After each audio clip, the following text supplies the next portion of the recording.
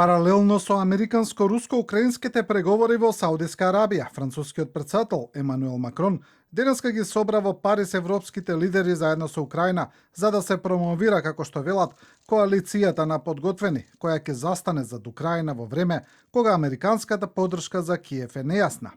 Претседателката на Европската комисија Урсула фон дер Лајен на самитот изјави дека Европската унија работи на зајакнување на безбедноста на Украина, но и на Европа во целина. Зајакнувањето на Украина да се брани е почетната точка. Потребен ни е заеднички и долгорочен план. Ова е нашиот план за подготвеност 2030 година. Францускиот претседател Макрон разговараше со американскиот претседател Доналд Трамп пред денешниот состанок во Париз за Украина, соопшти француското претседателство.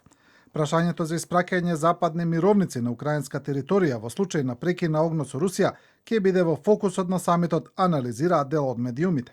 За време на вчерашната посета на Јамајка, американскиот државен секретар Марко Рубио кажа дека по состанокот во Саудиска Арабија, Соединетите американски држави ќе ги проценат барањата на Русија за прекин на огнот во Црното море.